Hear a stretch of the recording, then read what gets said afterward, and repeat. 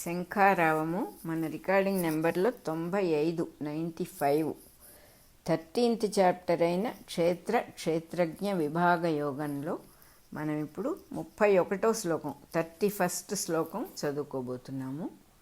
వేరువేరుగా ఉన్న జీవులకు పంచభూతములకు సమాగమ స్థానమే ప్రకృతి. ఈ ప్రకృతికి ఆధారమైన శాశ్వత స్థానము అంతర్యామి అయిన భగవంతుడు. ఇట్లు వేరువేరుగా గల జీవులకు గల ఏకస్థానమును దర్శించిన వాడు పరబ్రహ్మమును తెలియును.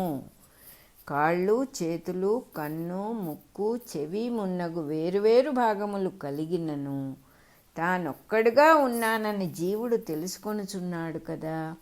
దాని నిదర్శనమును బట్టియే ఇందరు జీవులయందును ఒక్కడే ఉన్నాడని తెలుసుకొనగలుగును. ఈ ఏకత్వ జ్ఞానమును ఈ సమస్త లోకములయందును అన్ని తావులయందును ప్రవర్తింపచేసి పరబ్రహ్మము యొక్క అనుభూతిని పొందుచుండును. ఈ పరబ్రహ్మమునందు అందరూ పుట్టుచున్నారు గనుక పరబ్రహ్మమునకు మొదలు లేదు. చోటులో ఇల్లు కట్టుచున్నారు గనుక చోటునకు కట్టబడుట ఉండదు అనగా పరబ్రహ్మము అనాది అని తెలియను. అతడు అవ్యయస్వరూపుడు కూడా అని తెలియను అనగా వ్యయము కానివాడు అని అర్థము. మట్టితో చేయబడిన కుండలు పగులుచుండును గాని మట్టి పగులుట ఉండదు. అట్లే సృష్టిలో జీవులు అంతమొందెదరు గాని ఆ జీవుల రూపమున వర్తించుచున్న పరబ్రహ్మమునకు అంతము లేదు. 31, 32 శ్లోకాలు అయిపోయినాయి. ఈ సృష్టిలోని సర్వ వస్తువులను పరమాణువులచే నిర్మాణమై ఉన్నవి. పరమాణువుల లోపల వెలుపల ఉన్నది పరమాణువు కాదు. గిన్నెకు లోపల వెలుపల ఉన్నది గిన్నె కాదు. అట్లే ఈ దేహమునకు లోపల వెలుపల ఉన్నవి దేహములు కావు. దేహి అనబడువాడున్నాడు అనగా దేహములు కలవాడు. అతడు గిన్నెకు లోపల వెలుపల గల ఆకాశమున నిండి ఉన్నాడు. అట్లే పరమాణువునకు లోపల వెలుపల కూడా నిండి ఉన్నాడు. అతడు క్షేత్రజ్ఞుడు. మిగిలినదంతయు క్షేత్రము. ఆకాశమున పుట్టి పెరిగిన వస్తువులు గాని అందలి పరమాణువులు గాని పుట్టుట పోవుట ఉండును. ఆకాశమునకు పుట్టుట పోవుట ఉండదు. చోటుకు వస్తువులలో రాకపోకలుండును గాని చోటునకు వచ్చుట పోవుట ఉండదు. అది అనాది. ఏ వస్తువు యొక్క మంచి చెడ్డలు గాని చోటున కంటవు, మంచి గాని చెడ్డ గాని చోటున కంటవు. అది నిర్గుణము. చోటులో నిండి ఉన్న అస్తిత్వమునే పరమాత్మ అందురు. అతడి దేహమున సమస్తము నిండి ఉన్నాడు. అయినను దేహము యొక్క మంచి చెడ్డలు గాని చెమటలు దుర్వాసనలు మున్నగునవి గాని మంచి పనులు గాని చెడ్డ పనులు గాని చోటునకు అంటనట్లే పరమాత్మకు కూడా అంటవు, ఆత్మకు కూడా అంటవు. దేహమునందలి అంతర్యామిని ఆత్మ అందురు. లోపల వెలుపల చోటులో నిండి ఉన్న వానిని పరమాత్మ అందురు. ఆత్మ గాని పరమాత్మ గాని దేహముల చేతను వాని మంచి చెడుల చేతను స్పృశింపబడదు. 33వ శ్లోకం అయిపోయింది. ఈ సమస్త లోకమును ఒకే సూర్యుడు వెలిగించుచున్నాడు. ఈ వెలిగించుట 2 విధములు. పగటిపూట సూర్యరశ్మి మన పైబడి మన కన్నులకు వెలుగునిచ్చుట ఒక విధము. ఇది కేవలము ఐహికము అనగా మన దేహమునకు మనస్సునకు ఇంద్రియములకు వేడిమిని వెలుగును ఇచ్చుట. అట్లు కాక ఈ సౌర కుటుంబములోని గ్రహములన్నీయు సూర్యుని వెలుగునే ప్రతిబింబించుచున్నవి. అంతేకాదు సూర్యుని నుండియే పుట్టి ఈవలకు వచ్చి సూర్యుని చుట్టూనూ తిరుగుచున్నవి. కనుక వానిలో ఉన్నది సూర్యుని అస్తిత్వమే కానీ వేరొకటి కాదు. మన భూగోళము విషయమున కూడా అదే సత్యము. ఇందలి రేణువులన్నీయును సూర్యుని వెలుగు నుండి వెలువడిన నిప్పు రవ్వల వంటివి.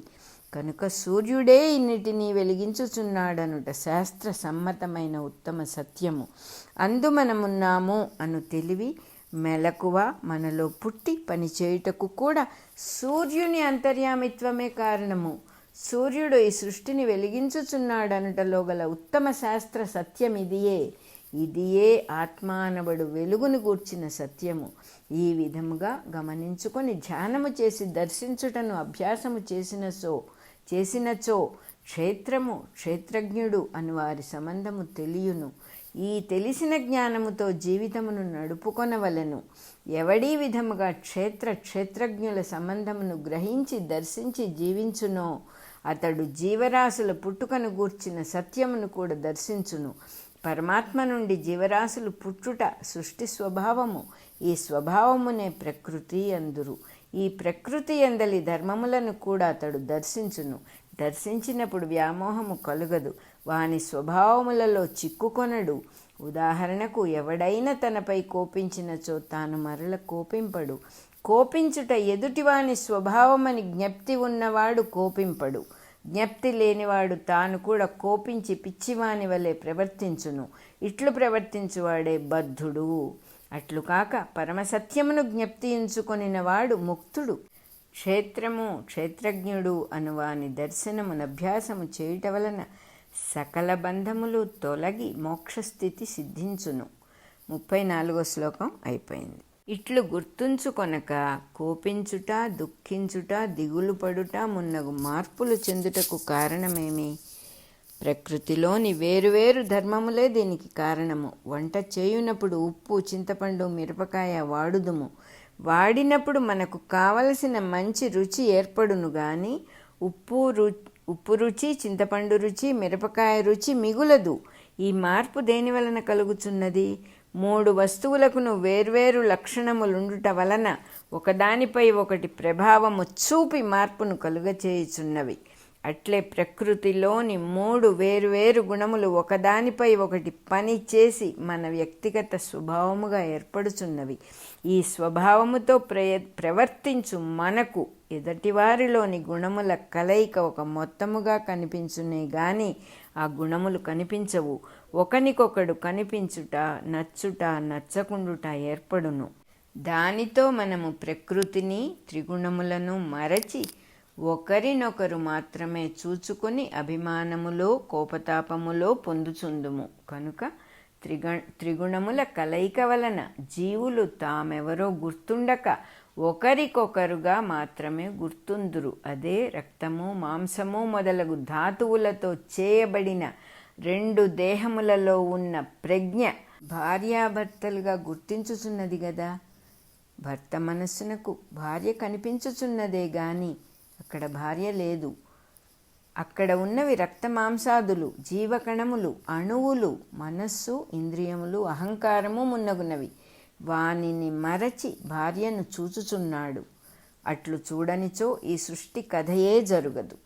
కనుక ఉన్న సత్యమును మరుగుపరచుకొని తన మనస్సునకు అనిపించుచున్న దానిని చూచుటయే మనము చేయుచున్నాము. ఈ విచిత్రమైన ఏమరుపాటునే బంధము, సెల్ఫ్ కండిషనింగ్ అందురు.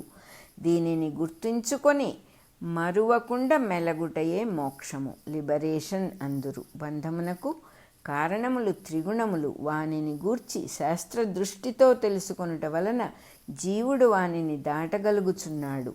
అట్టి త్రిగుణములను గూర్చిన విశేషములు ఇటుపైన వివరింపబడును. 35వ శ్లోకం అయిపోయింది. మన రికార్డింగ్ నెంబరు 95 కూడా అయిపోయింది.